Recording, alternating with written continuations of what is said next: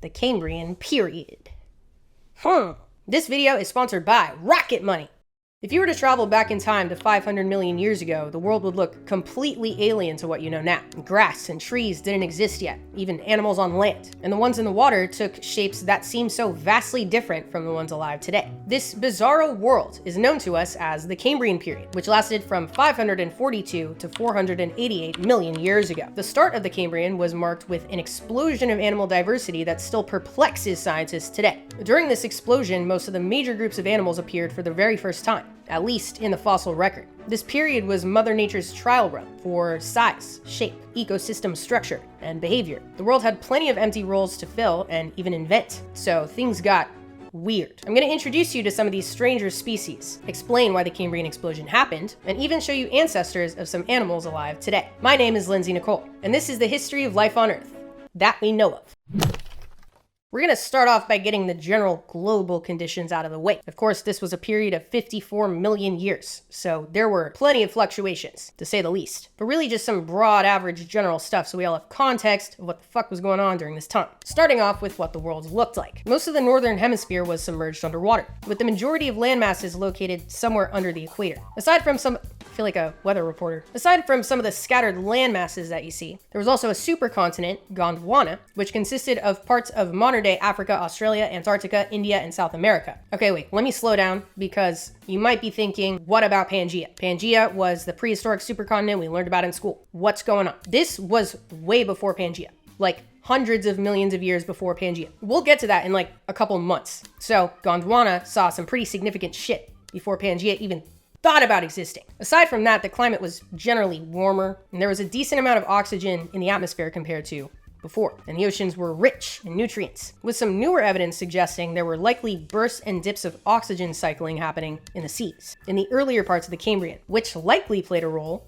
in the Cambrian explosion. So what exactly happened during this explosion? As I had mentioned in the introduction video for this series, there were animals alive before the Cambrian that had pretty cryptic identities in the fossil record. They were smaller, soft-bodied, and kind of restricted in their diversity. And then suddenly from a geologic time point of view, like a couple million years, animals were showing up in the fossil record that were bigger, explored new habitats, had hard parts like exoskeletons and shells, and came in a huge variety of new shapes or builds, i.e. morphologies. This explosion happened over a period of like 40 million years, with the meat of it happening in 13 million years at the beginning of the Cambrian. And the reason why it happened isn't clear cut, more like layers and layers of shit that all snowballed into a explosion and resulted in this. I mentioned bursts and dips of oxygen in the ocean, and that was likely a very small fraction of it, like an almond mom sized slice of pie, you know? Animals were also starting to evolve more complex structures like organs and organ systems, repeating body parts, i.e. segmentation, opening up the opportunity for new roles in their ecosystems, which put pressure on other species to keep up. Structures became more complex, so relationships between species became more complex for the very first time. For example, some animals started exploring life in the ocean ground, which was a big deal. This happened before the Cambrian explosion, but based on trace fossils, the time they spent in the ground became more significant, with evidence of more complex burrows that branched and went super deep and whatnot. That led to species evolving predatory relationships with those animals that were in the ground, and so on. One of the bigger developments during this explosion was the development of hard parts, like shells and skeletons, a process called biomineralization, an animal or organism producing minerals. This led to new body plans held in place by skeletons, providing structure, or animals producing shells for protection. That's a big deal. Like brachiopods, dude, blew up everywhere during the Cambrian. They were all over the place. They had this new sweet armor. This might have been a response to changing calcium concentrations in the ocean, because shells and skeletons used and still use calcium as like the base. They use it as the base. But there was also likely increased predation pressure with the new ecosystem roles and whatnot. So biomineralization was also a defensive response in a lot of cases. This was all happening for the first time, which is crazy to think about. You know, this is some serious primitive stuff, you guys. This is serious primitive stuff. So what were some of these major groups that seem to have appeared during the Cambrian explosion? Arthropods, mollusks, annelids. I wrote mollusks twice, echinoderms and chordates, which is the group that we belong to with other vertebrates, and also sea squirts. Real quick sidebar, because I'm sure you're wondering what the fuck we have in common with a sea squirt. So chordates have this really unique set of characteristics that they have for their whole life or just part of their life, like maybe in the embryonic stage or a baby stage. That is a notochord, dorsal hollow nerve cord, pharyngeal gill slits, and a postanal tail. If you've ever taken a zoology class, I know that shit is burned in your brain. A sea squirt, as a little larva, looks like this, and then turns into this. So they've got all that at the beginning. For the sake of this video, the only thing you need to remember from that list is a notochord, because it's gonna come up a couple times. Chordates have notochords, a cartilaginous skeletal rock. Boom, that's it. So let me introduce you to a couple of these early chordates, starting with Wiwaxia. Looks exactly like you'd expect it to look. Simple body plan, nothing crazy. It was discovered in the 90s at the Xinjiang fossil site in China, which has unearthed some of the most well-preserved fossils from the Cambrian, with even soft tissues preserved from time to time. Pretty sick. Wiwaxia, let's shorten it to haiku so I don't have to keep saying that, was alive about 518 million years ago. There have been over 500 fossil specimens found of them, which led scientists to determine that they were about an inch long. Inch. Little guys. Had a distinct head and simple gills, a notochord, boom, and a sail-like dorsal fin running down all the way to the end of their body. They also had eyes and possible nasal sacs in between them, which was a big deal this early on in vertebrate evolution. And they were likely active, but not excellent swimmers. Also good to note that jaws hadn't evolved yet. I know that is impossible to comprehend, but their mouth was just a little circle. None of this yet. And there were plenty of other fish like haiku that had pretty much the same set of traits, just slightly different, like Mingia. Even this early in the existence of chordates, there was diversity in their kind. Let me give you a haiku about haiku. A small, delicate fossil of a vertebrate fish from the deep past. Thank you. Okay, let me show you another chordate that was a little bit weirder. Picaia, named after the pica, the relative to rabbits that lives near the fossil site they were found. The Burgess Shale in Canada, one of the most well-known fossil sites in the world because of how many Cambrian species have been discovered there. It was described in 1911 by paleontologist Charles Doolittle Walcott. Sick name. He's gonna come up a lot. He practically described everything in this video. Like, his name was just everywhere. Matter of fact, let's make it a drinking game. Go grab a glass of water or a margarita. Picaia was alive even earlier than haiku, about 530 million years ago, so pretty close to the start of the Cambrian. Today, they are thought to be the most primitive vertebrate that we know of, ancestral to us, frogs, fish, rabbits, rats, birds, sharks, so many things. But that was not always the identity they had in the scientific community. They were actually originally thought to be a polychaete worm, like the bristle worms that we talked about in the worm video. They seemed to have a segmentation like that of a worm. And then years later, in 1979, those segments were actually thought to be muscle blocks attached to an apparent notochord. But the technology to confirm this hadn't existed yet, so the question became fish or worm. Scientists on the worm side of the debate thought that the fish classification was unqualified and forceful, mumbo jumbo, Hollywood propaganda. But a 2012 analysis of Picaia using electron microscopy said, "Eat it, bitch." They found the smoking gun. Scientists found myomeres all over Picaia's body, which are bundles of fibers that only chordates have. Boom, chordate. Also, I want to add that the myomeres were found by a team led by scientist Simon Conway Morris, whose name is going to come up a lot in this video too. So add it to the drinking game. Picaia was obviously a very unorthodox primitive fish. They had a pair of tentacle-like antennae on the top of their head, which made them look like a little bug. I think it's cute. They also had a circular mouth to eat small particles. Remember, no jaws yet. There's also been evidence of mud found in the stomachs of some of the fossils, so maybe they were deposit feeders, eating stuff out of the sediment and accidentally eating the sediment. Before we jump into the next group, let me tell you about today's sponsor, Rocket Money. If you've been following me on this channel, you know a big goal of mine is to do more in-the-field content, travel to different places to make videos. It obviously requires more organization with money and saving, which is where Rocket Money comes into the picture. This amazing personal finance platform has transformed the way I approach saving money. It's been a game changer. With Rocket Money, I can set up budgets without breaking a sweat. I get to label my spending categories, and Rocket Money does the heavy lifting, keeping an eye on my expenses within those categories. Plus, they send me friendly reminders when I've gone overboard. Rocket Money also shows me my spending versus earning ratio, and it does for months, quarters, or the whole year. This has totally reshaped how I see my financial habits and has made me better about my spending. But I think the best part about Rocket Money is the smart savings account feature. I get to decide how much money I want to put away and how often I get to stash it. Rocket Money slides my savings into a smart savings account right there in the app. I can dip into those savings whenever I want. No fuss, no muss. So if you want a smarter and easier way to save money for cool excursions like I do, check out the Rocket Money app. You can also unlock extra cool features with Rocket Money Premium. Go to rocketmoney.com/Lindsay Nikole or click the link in the video description. Thank you, Rocket Money, for sponsoring this video. Now, on to the strange specimens. Another major group to take note of were the Trilobites, often considered the dominant group of their time, which I know makes it sound like they were giant beasts terrorizing the seas. But they were actually just little guys all over the place, literally everywhere, for a very long time. Not dominance in size, but dominance in abundance, like ants or beetles. So what were the trilobites? The trilobites were a group of arthropods that at first glance don't look like anything special. Like, yeah, that's an arthropod. What distinguishes them from other similar looking arthropods like modern isopods is the shape of their dorsal exoskeleton, their back. It's separated into tree sections. Trilobite, a thick middle and two flat sides. This simple yet defining body form worked really well for them. They were fully developed in the Cambrian, which means they likely came before the explosion, all the way until the end of the Permian period, about 250 million years ago. So 300 million years of this. So get used to them, because they're not going anywhere for the next few episodes. And they stayed looking like this. No major developments, which is surprising that such an early body form survived for that long without any major evolutionary changes. Like, that is S tier. They also fossilize really well. I'm gonna put up a number on the board.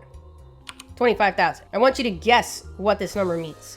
Just take a second to guess. How many trilobite fossils have been found? Good guess, but no. That's how many trilobite species have been described. 25,000 separate species scientists have been able to describe and distinguish from the other 24,999 of animals that lived hundreds of millions of years ago. Dude, that is crazy, because that is somehow only scratching the surface of their actual existence due to the fragile nature of the fossil record. You could buy a trilobite fossil on the internet right now if you wanted to. Look it up. That's how many fossils there are of them. Scientists don't even need them. They're like common rocks at this point. They ranged in size from less than an inch long to about 28 inches long. They inhabited every marine ecosystem at the time, from before and long after the Cambrian, interacting with a variety of animals that would be unrecognizable to our eyes today. So let's get into the stranger side of the Cambrian. Starting off with a heavy hitter, Anomalocaris, whose name translates to abnormal shrimp, which, yeah, hit the nail right on the head. If someone showed this to me and said, this is a shrimp, I would say that is an abnormal shrimp. Anomalocaris is considered one of the Earth's first apex predators that we know of. They could get to about 1.5 feet long, which doesn't sound very big, but compared to other animals alive at the time, this was massive. Remember, this was like the grand opening of animal history and evolution and diversity, so they were all still little guys. Due to the nature of their soft bodies, most of the fossils found of Anomalocaris are just their frontal appendages and parts of their mouth, because those pieces are hardened. And that was definitely true for some of the earlier fossils found. The first fossil was just of the frontal appendages. Scientists thought they belonged to some sort of shrimp, hence the name abnormal shrimp. And then a fossil was found of the mouth, but that was thought to be the remains of an ancient jellyfish. Then a fossil with a body and a mouth was found, and it was thought to be a sea sponge, then later reanalyzed to be a jellyfish on top of a sea sponge. And finally, in the 80s, a fossil with the two frontal appendages and the head and the mouth were found all together. It made scientists realize they had their shit all mixed up. And since then, more fossils have been found with this arrangement. Not a sponge, not a shrimp, not a jellyfish. Instead, an early arthropod, specifically part of an extinct group called the radiodonts, which took some unusual forms. Anomalocaris' frontal appendages were used likely in a variety of ways, depending on the species. Grabbing prey, maneuvering it to the mouth, sediment sifting, filter feeding on plankton, etc. And they likely moved through the water all swamped, with overlapping lobes that, combined with their tail fan for stability, made super smooth undulations. They were originally thought to have eaten trilobites, but a new study from this year that used lots of science shit determined that their mouths wouldn't have been strong enough for that, because the trilobites had really hard exoskeletons, but that they were likely fast swimmers, so they suggested higher up in the water column instead of the sea floor where trilobites roamed. Another animal that is often mentioned in any conversation about the Cambrian is Opabinia. Absolutely deviant little fella. I don't even know where to begin. Everything about their face made them unusual and outcasts in the family tree for over 100 years, and scientists had to try and figure them out. They had 5 mushroom-shaped eyes, a trait previously not seen on any other animal. They also had a clawed proboscis that looked like an elephant trunk and was likely used as such, or similarly, digging out worms from burrows, grabbing onto and passing it to the mouth that was on the underside of their body and also facing backwards. So they were determined to be early arthropods, which is probably not a surprise. But the question was, who are their brethren? Nobody else looked like this until just last year in 2022, when a new Opabiniid fossil was found in Utah named Utaurora. They had the same 5-eye configuration and a little elephant trunk, but they just had more of a hairy appearance on their dorsal surface. Finally, Opabinia is not alone in the abyss that is the study of taxonomy. Also, Opabinia was found by Charles Doolittle Walcott. So drink. Actually, here's another one. So that counts for 2. Hallucigenia, which I did in its own video earlier in the year because it is one of the most bizarre animals ever found. Scientists didn't even know which way was up, but I'll still give you a little summary. Hallucigenia, as you can see, looks like some elongated urchin worm. So when they were first discovered in the Burgess Shale by Charles Doolittle Walcott, scientists didn't know what they were looking at. Some sort of fossilized creature that had what looked like 7 pairs of spikes coming out of one end and 7 pairs of squigglies coming out of the other. They initially thought they were looking at an early annelid worm, specifically related to bristleworms. Once again, what was what? Though nobody knew. So then in 1977, Simon Conway Morris decided to take a closer look. He guessed that the spiky half was the bottom, that Hallucigenia walked on stilts, and that the squiggly half was the top, and they were tentacles with mouths at the ends of each of them. I want whatever he was having, because what the fuck? But you know what? Somehow that stuck for 14 years, until new fossils from Xinjiang concluded they had it flipped. The mouth tentacles were actually legs with claws on the ends of each of them, and the stilts were spikes coming out of its back. And then years later in 2015, using electron microscopy, they determined which end was the head side and found little eye spots and a mouth with a ring of needle-like teeth inside of it. They also had 3 extra pairs of appendages close to their head, which were likely used as tentacles. So maybe they had tentacles after all. Hallucigenia is one of the many species featured in my Spooky Specimens coloring book that you can get on Amazon with Prime delivery. Also, they were 5 centimeters long, max. All right, next. This one to me is giving like amphibious shrimp from a distant planet. Very bizarre. They were found at, you guessed it, the Burgess Shale, and first described by, you guessed it, Charles Doolittle Walcott. He initially called them lace crabs, but then a couple years later described them as some sort of trilobite. Throughout the years, scientists had other ideas based on their set of characteristics. Maybe they were more closely related to the extended arachnid group that included horseshoe crabs and sea spiders. Or maybe they were some sort of crustacean, but nothing ever stuck, because this particular mix of traits was too bizarre. So for now, they sit in their own little grouping in the arthropod family tree. As you can see, they have this unusual head with 2 sets of spines that extend backwards towards the back, down the length of the body, as well as 2 paddle-like appendages for swimming, antenna to sense the environment, and they had up to 26 body segments, each with a pair of little legs that branched downwards on each side, as well as gill structures that branched upwards. Fossil evidence suggests they might have been iridescent, like changing color depending on what angle you're looking at it. Like bubbles or a jewel beetle, which is pretty cool to think about. And despite their otherworldly appearance, they have actually been found in tons at the Burgess Shale. Over 12,000 fossils of them have been found. Another slightly less common animal from the Burgess Shale looks like home sweet pineapple, Wiwaxia, first described in 1899, with later more complete specimens found by the one and only Charles Doolittle Walcott. Wiwaxia was first identified as some sort of worm. But of course this didn't stick, because 1985 came around, and who decided to fuck shit up? Simon Conway Morris. He classified Wiwaxia as some sort of mollusk of the shellless variety. He noticed some similarities to the mollusk mouth. And after a bit of back and forth between the two groups, annelid or mollusk, there seems to be a consensus that this was in fact an early mollusk, or maybe relative to mollusks, or maybe the ancestor to Guy Fieri. Wiwaxia was covered in these overlapping plates called sclerites. They were also extremely small, just a centimeter tall, including the spikes. Just a little guy, yet also very badass. A couple of honorable mentions of other strange specimens from the Cambrian are Habelia, just looks like a little rug rat, classified as, you guessed it, an early arthropod, and also hyolithids. They look like that Italian guy with no eyes and the mustache that is just key character design, While some of these lineages went on and flourished in later periods, evolving into groups that we're more familiar with today, for others, it was the end of the road, because the end of this period is marked with an extinction that I kind of don't want to talk about, because extinctions are bummers. But luckily, I know just the right person to hand this off to. You know her and love her from the incredible channel Animalogic, my friend Danielle. Take it away. Hey Lindsay! The Cambrian period has a special place in every Canadian paleontologist's heart because we have one of the richest Cambrian fossil localities in the world.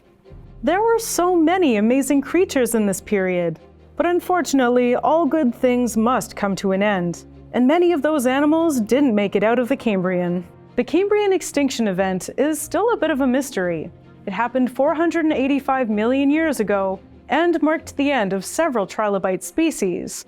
But we still don't know quite why it happened. One of the leading theories is that high levels of volcanic activity caused dramatic climate change. There is evidence of massive amounts of lava coming up to the surface of the Earth at that time, and the eruptions likely changed the makeup of the atmosphere. There are different types of carbon in the air. C12, which plants can absorb easily, makes up most of the carbon in the atmosphere. Volcanic eruptions release a lot of a carbon isotope called C13, which plants don't really love. When there's too much C13, plants will rapidly die off, setting off a chain reaction that can lead to extinction events. On a broader scale, the Cambrian Ordovician extinction event can be seen as the culmination of a series of extinction events, caused by a lack of oxygen in the ocean and an accumulation of toxic hydrogen sulfide. Volcanic eruptions and changes in the water and carbon cycles periodically made the ocean a giant dead zone throughout the Cambrian. This was a chaotic time for the ocean, which didn't become permanently oxygenated until about 100 million years later. After the Cambrian extinction, many of the groups of animals we have today arose, but I'll let you talk about those amazing new species. Back to you, Lindsay. And you bitches are gonna have to wait and see what those animal groups were next video. Okay, fine, I'll give you a little preview. Coral reefs, many snails and cephalopods, and also this guy. Obviously they're not still around, but I wish they were because they're cool as fuck. But I'll tell you about them more in the next episode. So be sure to subscribe so you don't miss it. Check out my Patreon for previews of the merch coming up, along with live streams in our Discord server. Huge thanks to Animalogic for jumping in for this video. Thanks to Rocket Money for sponsoring this video. And for now, stay curious. The world has a lot for us to learn. See ya!